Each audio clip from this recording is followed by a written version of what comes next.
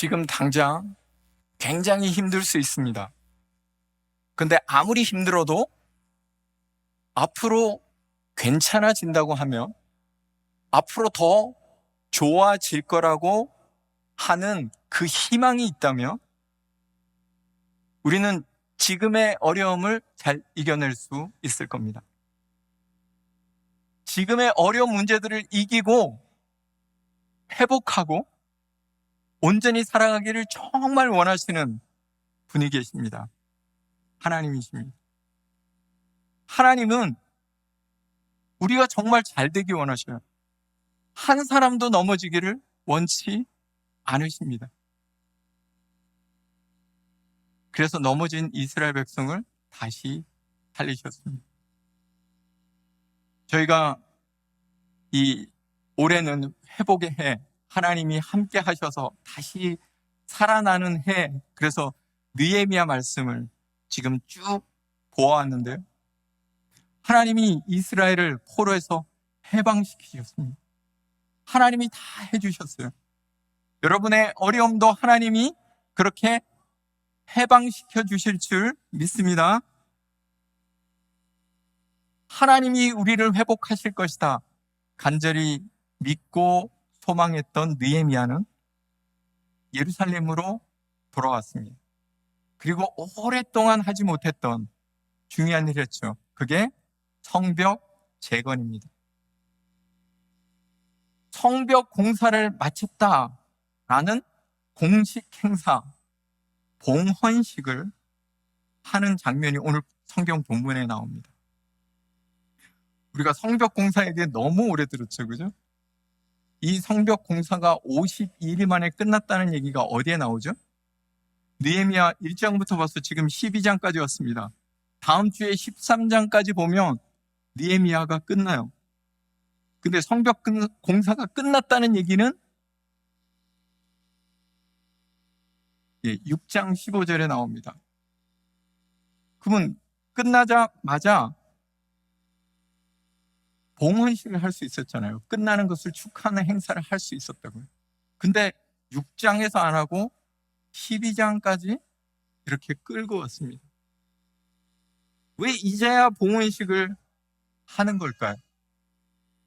그것은 이스라엘 백성의 우선순위가 단순히 성벽 공사를 끝내는 것이 아니었기 때문입니다. 성벽 공사가 핵심이 아니라 이 성벽 공사를 통해서 그들이 정말 원했던 게 있었다는 거죠. 그것은 이스라엘 백성이 정말 하나님의 백성으로 다시 돌아가기를 원하는, 하나님의 법을 따르고 하나님이 주신 법을 지키고 하나님이 늘 보호하시고 인도하시는 하나님의 참된 백성으로 그들이 돌아가기를 원했던 것, 그래서 이 공사를 했다라는 겁니다. 그래서 봉헌식 하기 전에 중간에 했던 게 있어요. 뭘 했냐면 우리 그동안 쭉 봤죠? 어떤 걸 했죠? 나팔절이나 초막절 같은 이스라엘의 절기를 지켰습니다. 하나님이 주신 나를 지켰다라는 거죠.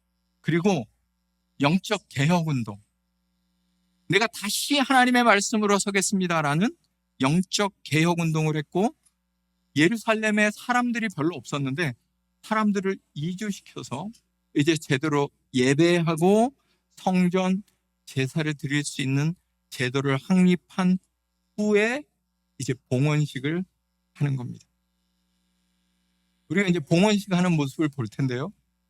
이 봉헌식의 모습을 통해서 그들이 얼마나 회복을 갈망했고 또 그 회복이 어떻게 이루어지고 있는지를 보게 될 것입니다.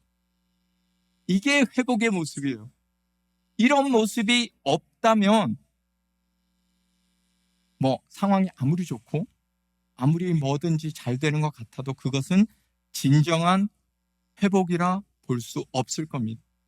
여러분 정말 회복하기를 원하십니까? 다시 살아나길 원하십니까? 그러면 이스라엘 백성이 지금 하고 있는 이 모습이 우리에게도 있어야 할 줄 믿습니다.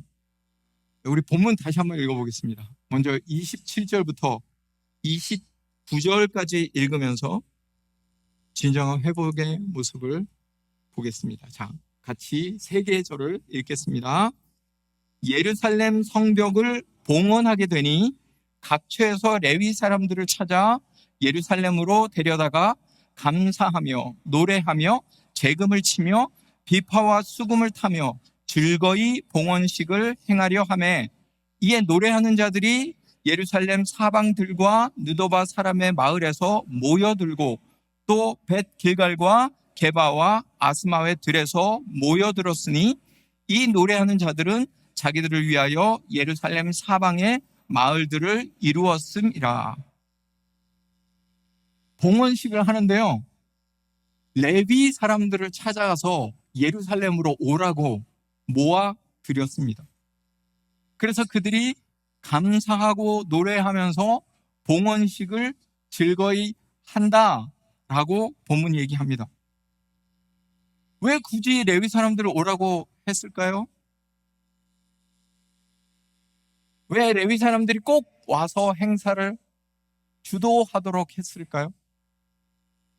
그것은 지금 하려는 이 봉헌식 행사가 형식적이거나 정치적인 행사가 아니라 마음으로 하나님을 온전히 섬기는 백성들의 종교적인 행사, 영적인 행사가 되기를 원했기 때문입니다. 하나님께 온전히 예배하고 제사하면서 하나님께 영광을 돌리는 것이 이 봉헌식의 핵심이라는 겁니다. 여러분 혹시 그 봉헌식 하는 걸 보신 적 있어요? 우리가 보통 건물을 짓고 다 지었다 할 때 낙성식이라는 거 하죠. 그리고 또 건물에 이름을 달아서 이렇게 현판을 다는 거 현판식이라고 하잖아요. 다 뭐 같은 말인데, 그렇게 해서 건물을 지었다 라고 하는 행사에 가보신 적이 있습니까? 보통 어떻게 하나요? 보통 뭐 정치인이나 권력이 있는 사람들이 와가지고, 예, 그동안 그들이 이 행사를 준비하면서 얼마나 많은 노력을 기울였는지 막 한참 지루한 그런 메시지, 축하 메시지를 이야기하지 않습니까? 형식적인 행사, 정치적인 행사가 되기가 참 쉽죠. 그런데 이스라엘 백성들은 이게 정치적인 행사가 아니라 정말 하나님이 이 모든 것을 이루셨다라는 것을 감사하는 그러한 행사를 가지기 원했습니다. 그래서 제사하고 예배하는데 핵심이 누구예요? 레위인들, 제사장들이잖아요. 그래서 그들이 와서 이거를 주도하도록 한 겁니다. 이스라엘 백성에게는 하나님을 온전히 섬기는 제사가 중요하다라고 한다면 교회 다니는 우리에게 뭐가 가장 중요할까요? 하나님을 예배하는 예배가 참으로 중요한 겁니다. 여기 우리가 왜 모였습니까? 하나님을 예배하러. 그죠? 살아계신 하나님이 계시기 때문에 그 하나님을 높여드리려고 여기 모이지 않았습니까? 하나님이 없다면 여기 올 필요가 없죠. 하나님이 있는데 나를 안 도와주신다면, 나와 상관이 없는 분이라면 내가 굳이 여기 와갖고 예배드릴 필요가 없죠. 하나님이 살아계시고 그분이 오늘도 역사하시고 나를 인도하시는 것을 내가 경험해야 되잖아요. 어떻게 경험할 수 있습니까? 예배 가운데 경험할 수 있기 때문에 예배를 드리는 것입니다. 있지도 않은 신을 있다고 생각하고 그 없는 존재에게 복을 빌고 그 없는 존재를 의지하려고 하는 것, 이게 바로 우상숭배입니다. 우리는 우상숭배자가 아니라 지금 일하시는 하나님을 믿고 그 하나님을 섬기기 위해 이 자리에 모였습니다. 그러면 이 예배의 가장 중요한 주인공이 누구세요? 하나님이시죠. 근데 예배를 드리고 집에 가는데 예수님에 대해서, 하나님에 대해서 한 번도 생각 못하는 사람이 많습니다. 그 하나님이 나에게 뭔가를 얘기하셨을 텐데 그 메시지를 깨닫지 못하는 이들도 많습니다. 그 하나님을 기대하며 예배하는 그 뜨거움이 있어야 그게 진짜 그리스도인인데, 그런 거 없이 교회 왔는데 너무 재미가 없죠. 빨리 집에 가고 싶죠. 그럴 수 있습니다. 왜냐하면 그 하나님을 못 만난 현상이에요. 그게 하나님을 만난 사람의 모습이 어떻습니까? 노래, 찬양, 성령의 역사, 놀라운 능력이 반드시 나타나게 되어 있는 겁니다. 여러분의 예배는 어떻습니까? 여러분의 예배는 소중합니까? 그 예배 가운데 이미 하나님이 함께 하셨습니까? 날마다 그 예배를 하나님과 함께 드릴 수 있는 우리 모두가 되기를 간절히 소망합니다. 그 예배를 원하고 바라고 기도하는 우리 모두가 되기를 간절히 소망합니다. 이스라엘 백성들이 그렇게 제사하며 예배하며 하나님께 감사하며 찬양을 드리며 봉헌식을 하고 있다는 겁니다.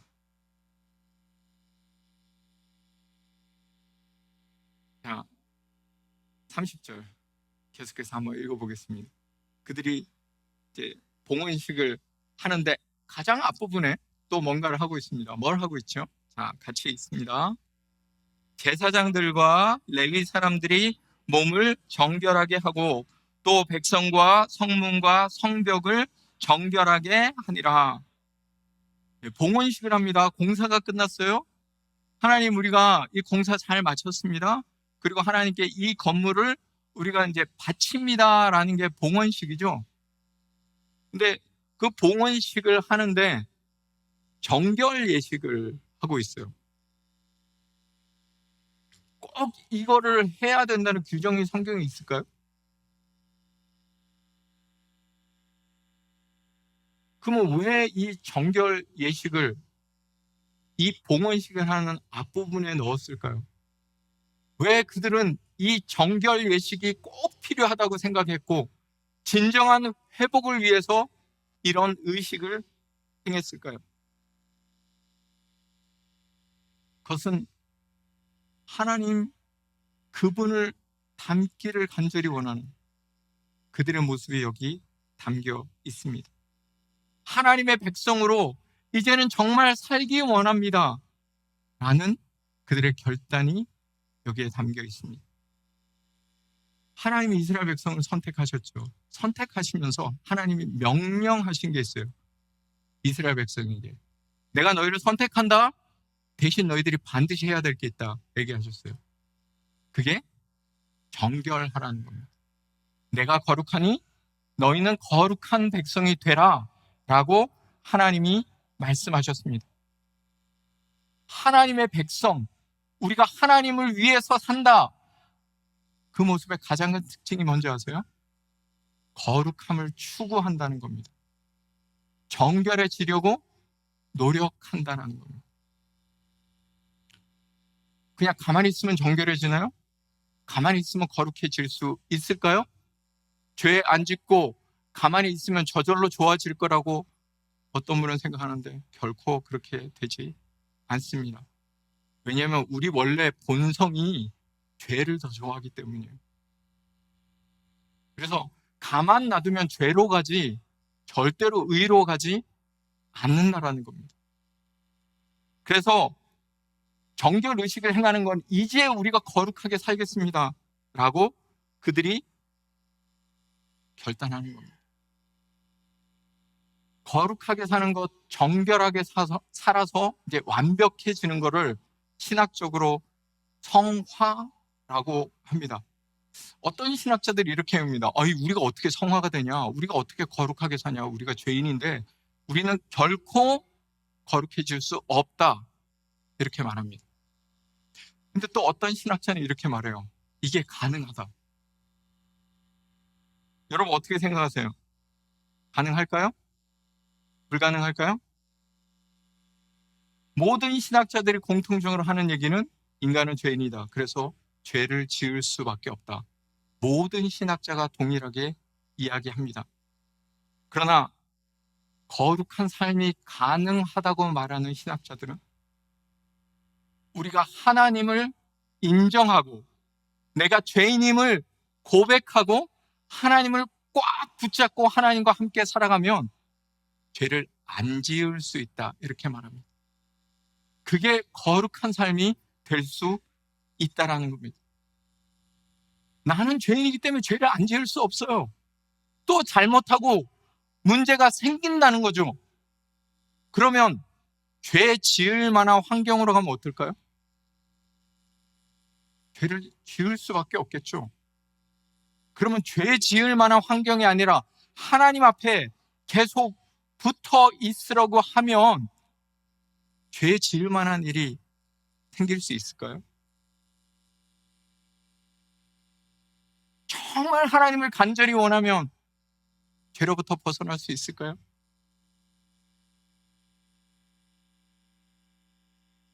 예수님이 그러셨죠.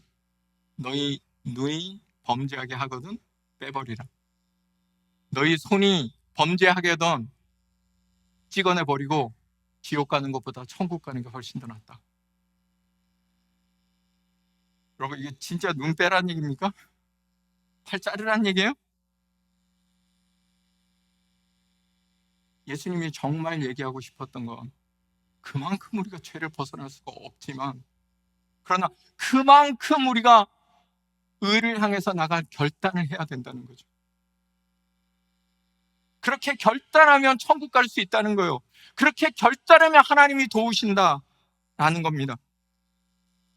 그런 마음을 가지라는 거예요.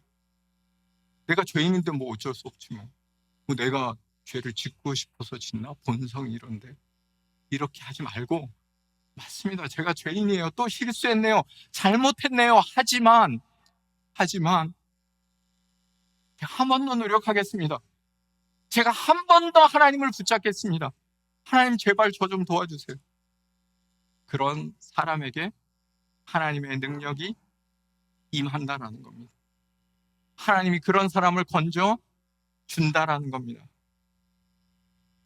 여러분, 어떤 사람이 되시겠습니까? 내가 잘나서, 내가 능력이 있어서, 허물이 없어서 완전해지는 것이 아니라 하나님을 의지하는 그 의지함이 의롭다라고 하나님이 불러주시는 것, 그게 우리의 의로움입니다. 핑계와 잘못을 합리화시키는 모습이 아니라 다시 한번 하나님을 붙잡는 그러한 정결함, 거룩함이 우리 모두에게 있기를 간절히 소망합니다. 더러워지면 어떻게 하면 되죠? 예수님 그랬잖아요. 더러워지면 어떻게 하라고요? 씻으라고요. 베드로가 온몸을 다 목욕시켜달라니까 아니 손하고 발만 씻으면 된다고요. 다 목욕 안 해도 된다고요. 잘못하면 또 회개하는 겁니다. 또 회개했다고 뭐라 그러면 그래도 하나님 좀 봐달라고. 그런 사람을 하나님 버린다고요? 안 버린다고요? 안 버리신다고. 그 하나님의 은혜와 사랑이 늘 우리에게 있기 때문에 우리는 그분의 거룩함으로 나아갈 수 있는 겁니다. 거룩한 인생 살아가실 수 있기를 간절히 소망합니다. 내가 얼마나 잘났느냐가 아니라 우리가 그 거룩함을 함께 추구하는 것이 좋을 것 같습니다. 여러분, 주위에 있는 분들 한번 이렇게 보십시오.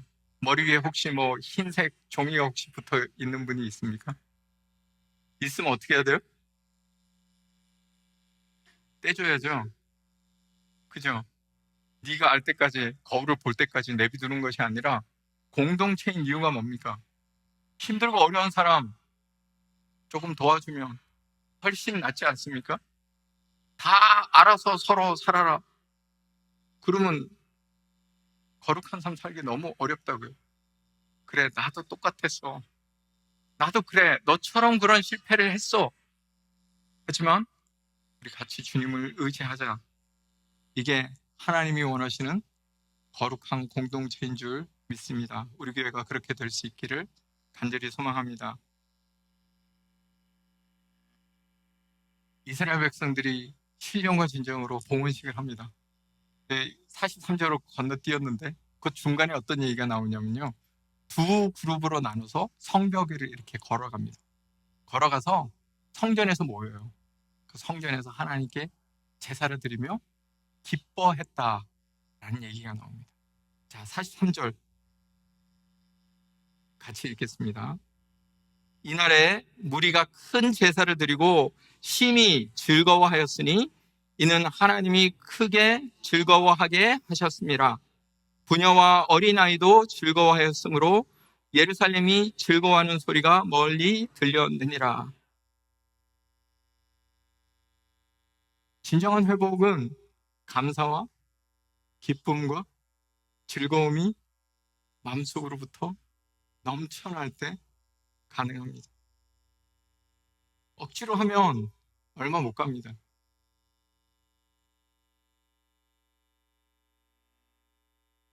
일이 많은 게 문제가 아니라, 일이 어려운 게 문제가 아니라, 일이 시간과 돈이 많이 들어 오래 걸려서가 문제가 아니라 왜 이 일을 해야 될지 모를 때 힘든 겁니다. 의미와 목적을 제대로 찾으면 즐거움이 있습니다. 감사가 있습니다. 제가 하나님의 일을 하는 데 있어서 기쁠까요? 가끔 어떤 분들이 그러시더라고요. 되게 힘들게 하는 것 같다고. 저 사실 힘들면 못하죠. 힘들긴 하죠. 일이 힘들죠. 그러나 제가 이 일을 하는 것은 제 안에 감사와 감격이 있기 때문입니다. 그 감격이 제가 중학교 1학년 때 청소년 수련회, 우리 중고등부 아이들 이번에 수련회 갔는데 그 청소년 수련회 중학교 1학년 때 가장 어린 나이에 가서 부흥에 참석했는데 은혜를 받았어요. 마음이 너무나 뜨거워졌어요. 제 마음속에 하나님의 사랑이 느껴졌어요. 그래서 제가 하나님의 그 놀라운 은혜를 체험했습니다. 막 입이 꼬이는 방언도 하고,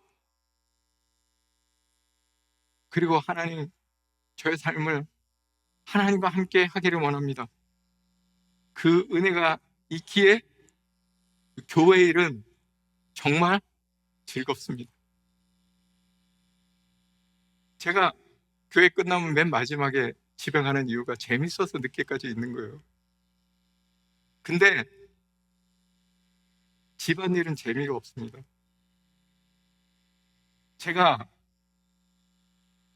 우리 딸한테 물어보니까 야, 아빠는 꼰대 아니지? 그러니까 저희 딸이 그러더라고요. 에이, 아빠 꼰대지. 꼰대 세대래요. 맞습니다. 남자라는 것, 남편이라는 것, 이런 것들이 이 마음속에 탁 있는 그런 세대예요. 그래서 집안일을 하는 게 얼마나 싫은지 억지로 합니다. 아버지니까 어쩔 수 없이 한다고요. 재미가 없어요. 그래서 맨날 투정하고 불평하고 제가 맨날 재미없다고 얘기하지 않습니까? 근데 교회는 그렇지 않아요. 하나님의 은혜가 있기 때문이죠.